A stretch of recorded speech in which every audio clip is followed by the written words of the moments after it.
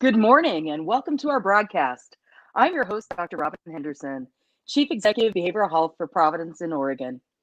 As a reminder, the information provided during this event is for educational purposes only. It is not intended nor is it implied to be a substitute for professional medical advice. If you have any questions regarding medical conditions or treatment plans, please consult your primary care provider or other physician. Participating in this event with this clinician does not create a physician-patient relationship. I'm so excited today because we're talking about something I've been wanting to talk about for a while, mental wellness in athletes, which isn't something we think about a lot, but really in this time of this pandemic, and we've been watching all the different ways that different sports have been coping with not only changes to all of your schedules, but changes to how even people can watch what you do. It's really exciting to be joined by Stephanie Cox, who is a renowned professional soccer player who plays as a defender for the OL Reign in the National Women's Soccer League. She's also a high school soccer coach and a mom, and I think we're going to have a great conversation today about what life is like. So, Steph, to start things off, can you tell us about what you do and why is it important for you to talk about athletes' mental health, especially during this pandemic? Yeah, so I'm a professional soccer player in the NWSL. We're actually expanding today. We're adding another team. Louisville is coming into the league, so we'll have 10 women's teams across the country. And I think, not only are there a lot of professional athletes, but there's so many youth athletes out there, and it is important to talk about mental health and coping mechanisms, not only for your performance on the field, but also just for daily lifestyle and to good functioning. That's so interesting. As a pro athlete and the mom of two young kids, I bet this pandemic has just kind of slammed into your life into a lot of different ways. What have you found particularly challenging? Yeah, I think if my story is kind of interesting. I had retired after after I was pregnant with my second daughter. And so I stepped away from playing for 3 years and got into coaching. And then last summer, I decided I wanted to come back and play. And so I had this off season, and that was always really daunting to be able to train on my own and work hard on my own. And so I was really excited about the start of preseason and being back together as a team. And as an athlete, that's really what you want. You want that team aspect. It's not an individual sport. You want to be out there with each other and doing your thing. So I was so excited beginning of March. And literally the last day of our first week of preseason, sure enough, my daughter's school got canceled, and I'm like, we're still practicing. Okay, are we sure? And it got called off. And I think, like so many of us, I thought, okay, this will just be for a short period of time. But it wasn't, and I think that unexpectedness, just a lot of disappointment, and having to go back and do what I had just done, all of that running on my own. I remember at the end of that first week on our own, my fitness coach called me and, how you doing? And I honestly was in tears. I was like, this is hard. I can't do this. Can I just do something moderate every day? Like I can fit that in my schedule, something moderate every day. And he was like, nope, I want you to, when you train, it needs to be hard. I was like, okay, a pro athlete, we always think of it as something glamorous, but you're really pushing your body and mental kind of anguish. And so I really had to come to terms with that and realize, okay, I get a day off tomorrow. So today it's going to be hard. And once I wrapped my mind around what that was going to look like, I was able to do it and able to feel good afterwards. Like, oh, that was so exhausting, but I'm so tired, and that's what it's supposed to feel like. And it was about 2 months of that all on my own again, and taking my girls to the park, and packing their bags and packing their snacks and whatever they needed while I'm running laps around the track, running laps. And sometimes my husband was there with us, sometimes he wasn't. And but I came away just feeling like, one, I'm glad I'm healthy, that I can do this. And two, it did feel good to, as, so many of my mom friends, to be able to feel like, oh, I did make that a priority to do something for myself, really what I needed to do, my job. But I did feel like I worked hard today. And I think that really did help my mental health in the long run, and my physical health. Well, and I imagine, usually when you're doing this hard training, you've got the camaraderie of your team there, and you push each other. And there's that, not only that competitive piece, but that team piece. And you're having to create that in your own mind. Yeah. That's gotta be tough. Yeah, I was just watching gymnastics event in Japan. They're hosting something for these athletes, and they're saying it's so hard to replicate that tournament setting in training on your own. And I think that's what so many athletes are struggling with, is the motivation is there. The extrinsic motivation is there because of your teammates. Okay. And because you want to do your part and make sure that you're ready to go. And so to do that on your own, and, for college athletes, for high school athletes, they don't really know. They're hoping in the spring or, in January or something, but they don't, that date's always shifting on us. So you're just doing it so that you're ready. And I think that unknown, not knowing that date, having that date shift is really hard. And so the motivation kind of has to shift a little bit from that extrinsic motivation as doing it for your teammates. And you kind of just do it to be prepared. You do it for yourself. You do it so you feel strong and healthy. And you do it because, sometimes hard work is really, maybe what you love to do. It's interesting. Earlier this year, just a few weeks ago, I talked with a couple of high school athletes from Providence High School down in Burbank, and they were basketball players, and they were talking about how for them and their workout schedule, what had changed for them. Initially, it was that individual workout. And fortunately, they're sisters, so they had each other and they could push at each other. But what they eventually began to develop out was a pod system where, the coach divided them into almost like bubbles, right? So here were the, 4 or 5 kids who had agreed together that they were going to be in this bubble, and they, here's our safe practices, et cetera, et cetera, et cetera. And they began with that pod structure. And I'm curious, how in your team's workout, how do you now figure out how you work together? Is it Zoom drills? How do you do that now? Yeah. Back in March, I think we were all so unprepared for what that was going to look like, how long it was going to be. And so I know some of the players lived in Tacoma, and I live over in Gig Harbor, and I'm the only mom on the team, so I kind of did my own thing. But I knew that some of the girls were getting together to just play in small groups, kind of like what you're talking about with pods and stuff. But I think the league, the NWSL, wasn't quite sure what those next steps were going to be, because everything was so new medically, not really understanding the virus.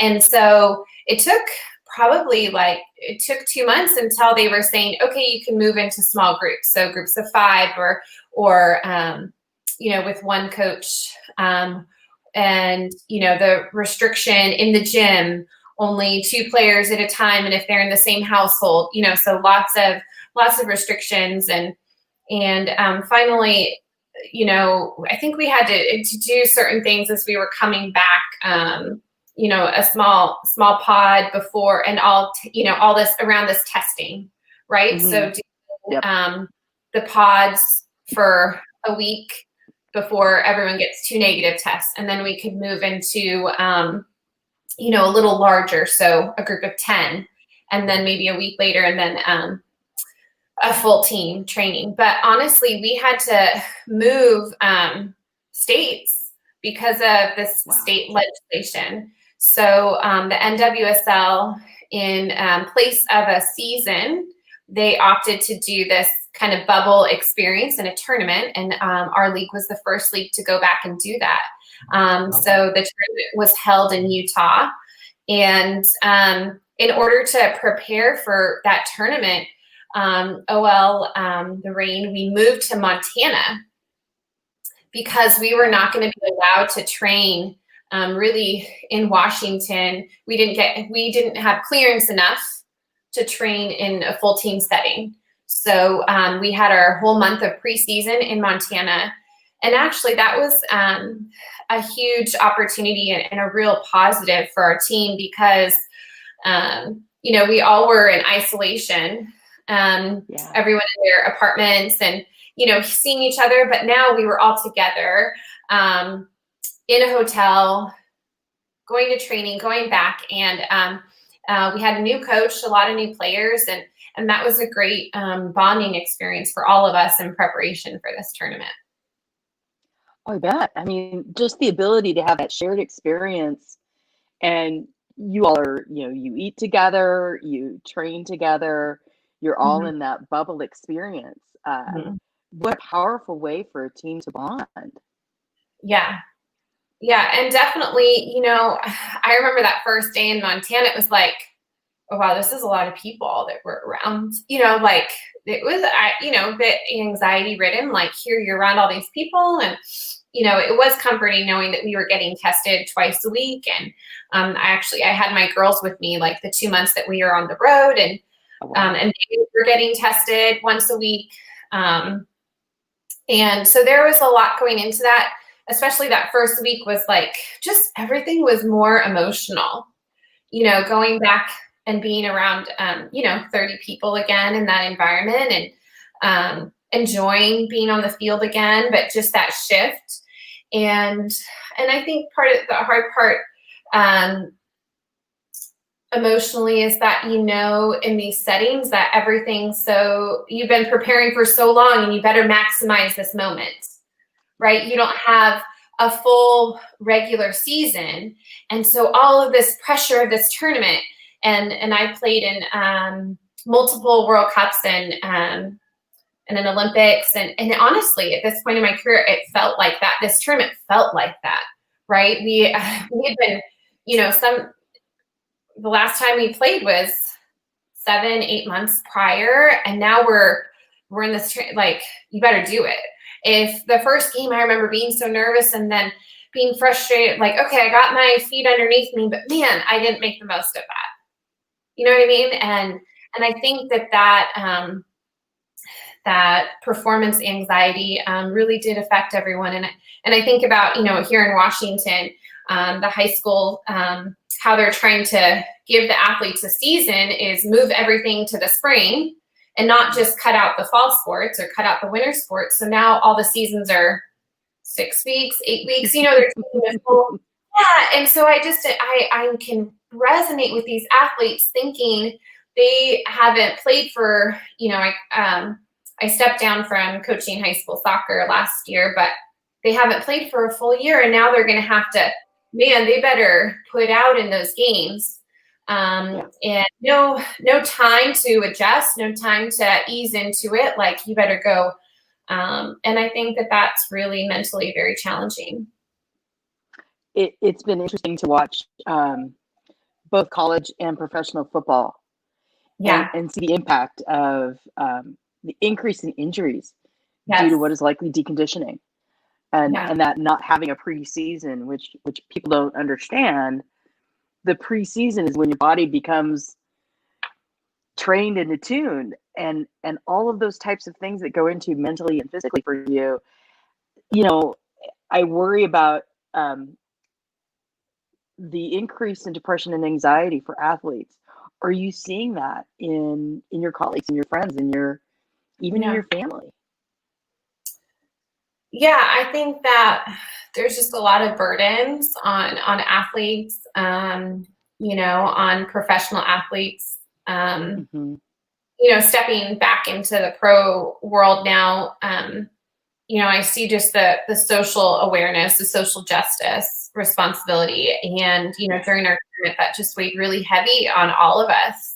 And especially on my Black teammates, they carried that burden, their responsibility to represent their community, and for the rest of us to support them and trying to educate ourselves and be aware of that. It's not, you're just in this sphere, and you have a platform and you want to be accountable to that. And that's outside of, how you perform. And there's just a lot going on in our world, and trying to find different ways for athletes to feel supported. I know kind of as a leader on our team that I've been pushing the last couple seasons, and hopefully I'm going to be successful this off season for us to hire a clinical psychologist for Mm-hmm. our players to talk to. And I think that that's going to be extremely beneficial for them, individually as a person, but obviously, as an athlete as well. Oh, highly recommend, because the idea that you're actually going in and talking about what it is you're all feeling and having the tools and the ability to deal with it, two different things. I mean, you're all feeling the stress, the anxiety, all of the. I can imagine performance anxiety actually is at a different type of level, because you're not getting the feedback from all of the fans who are watching and cheering. That feedback's not there for you, Mhm. but you've still got that responsibility of, I know there's people out there watching, counting on that I'm not able to get that immediate feedback. That's got to be isolating in many different ways. Yeah, I think not having the fans there, like you're still out there playing the game, but you don't have the energy, from Yeah. the fans in the last, 15, 20 minutes of the hour and a half soccer game, so it's just, it feels more draining, and you need that boost, and, just going in, having expectations, even though we've talked about, not having this preseason to really adapt. I don't think that people understand that. They just expect you, okay, we haven't seen you for a while. Like, where are you at? Like, not all of us are like Russell Wilson can come out and be 5-0 or whatever you got. And, so I think that to give yourself some grace, and, to understand, what you need, and to have resources to talk about all of these things. I know during the tournament, the Challenge Cup that we had, one of our players who got Rookie of the Year last year, she had to come out of the game because she was struggling to breathe. Wow. And she opened up Wow. on social media that she was okay, but that she was struggling with some, performance anxiety. And then, amazingly, to her credit, she was able to go back to the hotel and process and work through with her different support networks, in order to then be able to come out and play and perform well. I think the next game she scored for us, so she, I want to say, had like our lone goal the entire tournament. We really struggled attacking, but she had our lone goal. And I think that was after having to sub out, in the game prior. But I had no idea. She was playing in front of me and wasn't having a particularly like great start to the game, but had to come out before halftime, because Wow. she just couldn't catch her breath. And so I think that, especially, having, like I said, retired and now coming back, I see this social justice issue. I see this social media just blowing up for these athletes. And even though the fans aren't in the stands, these athletes and these players are very aware of this audience that they're performing in front of. And I think that just only exacerbates this level of anxiety and potential for depression, for sure. And it's interesting because that whole marriage of the social justice movement and athletics right now Yeah. incredibly powerful everywhere. Everywhere we see that, and that has added an additional lens on everything you're doing. Yeah. Um, Regardless of where you fall along that continuum, it adds that additional sense of social responsibility, not normally felt in athletics. Yeah. That has to be a very interesting dynamic. Yeah, I think that it's, a very like beautiful responsibility, and I think that it's exciting for us as athletes, to realize that, it's not just about the sport. Thinking about why I got into coaching, it wasn't because I just like love soccer all the time and always have a soccer game playing on my, TV screen.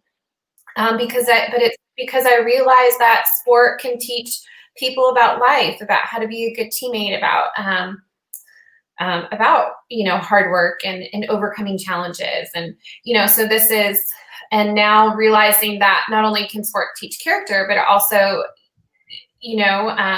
can educate others, and so I've definitely been educated and inspired by a lot of my teammates, and it's exciting to see how they're using that social media platform to raise issues for other causes, and bring awareness to social injustice. And yeah, so it's definitely, and to know how to do it right, the pressure to not say the wrong thing or to say too much so that the message gets skewed. There were multiple, team meetings about, okay, what kind of shirts did we want to wear?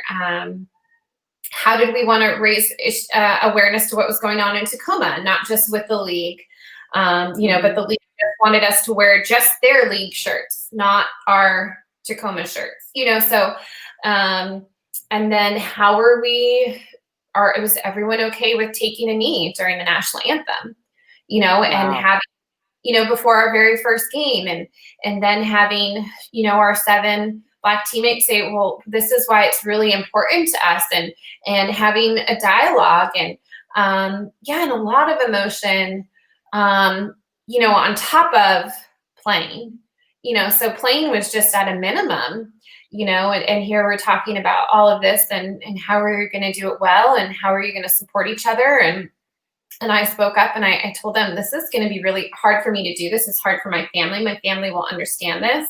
But I'm going to do this because I love you guys and I support you guys, and I'm here, and this is, I'm here for you, and I understand what you're going through. And this is, what I want to do to support you guys. So yeah, it was a very, very emotional summer, but just a very moving summer. And as a mom, I just felt so extremely grateful that I could take my 2 young daughters with me, had them experience that. I had a nanny with me, and she was awesome. And they were like the 3 fans in the stands with their sign. It was great. It was really, really special, and something that they're going to remember for the rest of their lives. That is quite the pandemic gift, to be able to take your kids and have them be the fans. Yeah, That's amazing. Yeah, our owner, he called me. He called our captain first, and he called me before he told the team what was going to be going on, that we potentially could be like leaving for 2 months. He's like, I know you have a different circumstance. And I was actually visiting my family down in California, in Sacramento, for Mother's Day. And I was like, first I was like, oh, this is great. Okay. Because I just, kind of roll with the punches. And then I was like, but wait, is this why I came back to play, is to like take my family? And wow, this is like a lot. Like, how am I going to do this? And then I just realized, if not now, when? It wasn't like we were really going to be missing out on anything. Were we going to be out of our typical comfort zone at home? And who gets excited about being in a hotel with 2 young, boisterous kids for 2 months? No one. But, like any mom out there right now, I just had to give myself a lot of grace.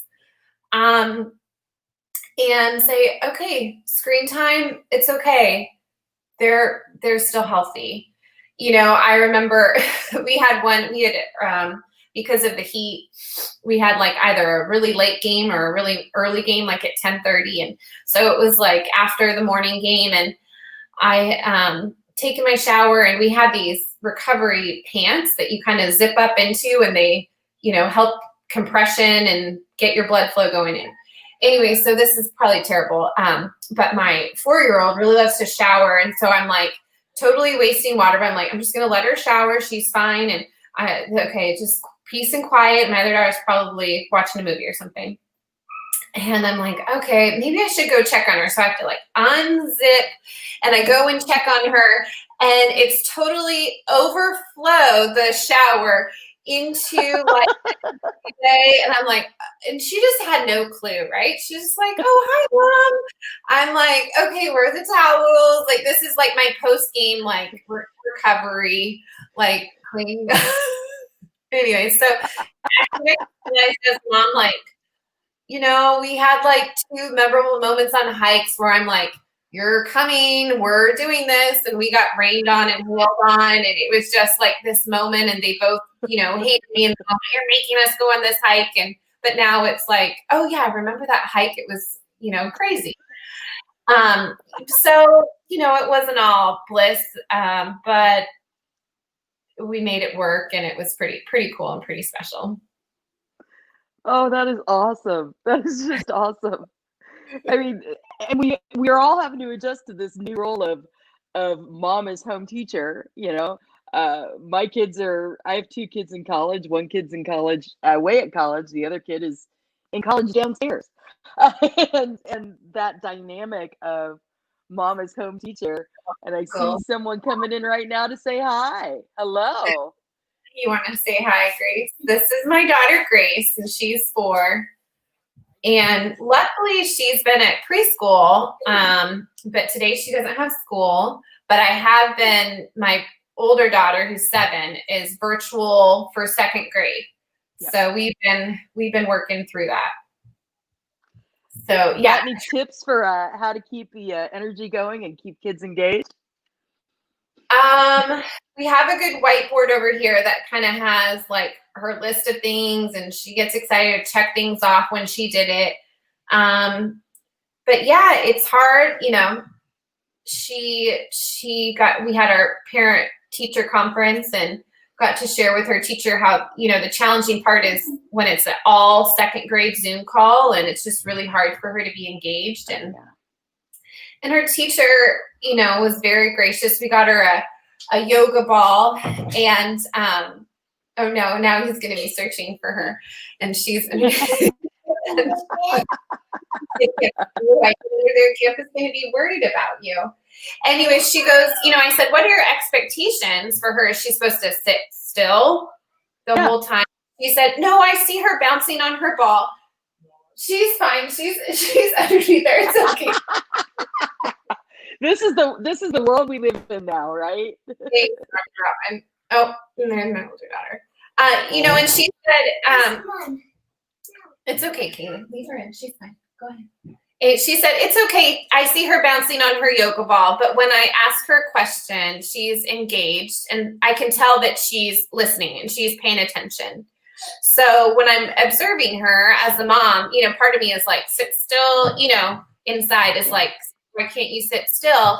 But then I recognize she just has to move, and that's her style. And, if she wants to do handstands against the closet, over here, because she just has to get out this energy, it doesn't have to aggravate me, but then when there's times where we need to slow down, if she's able to accomplish her work, then that's what's most important. If she needs to do it in the way that she needs to do it, then that's okay.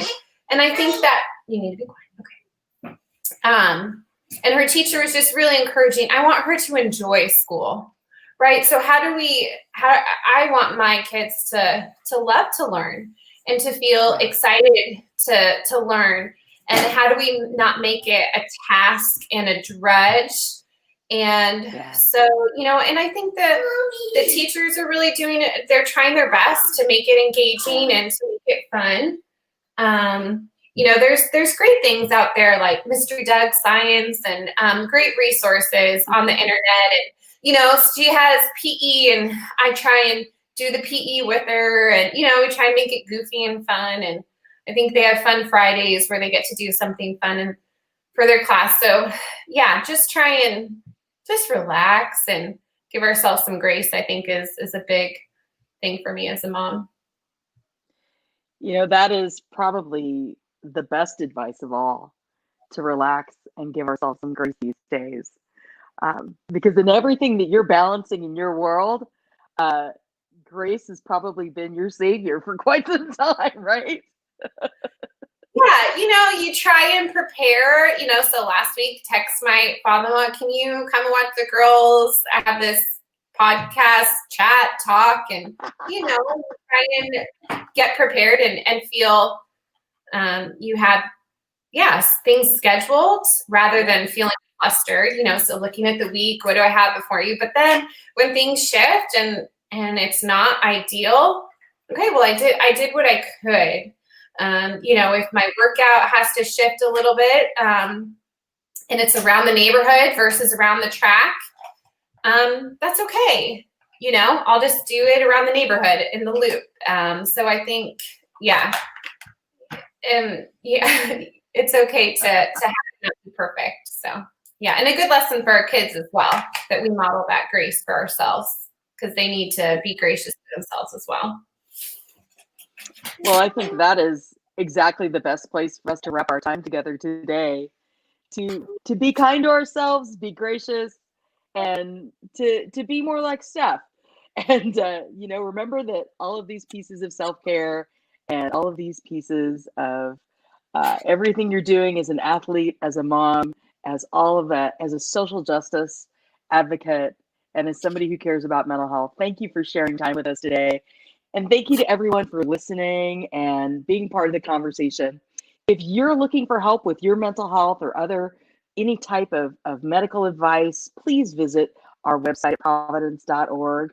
You can also follow me on Instagram at Doc Rob Henderson.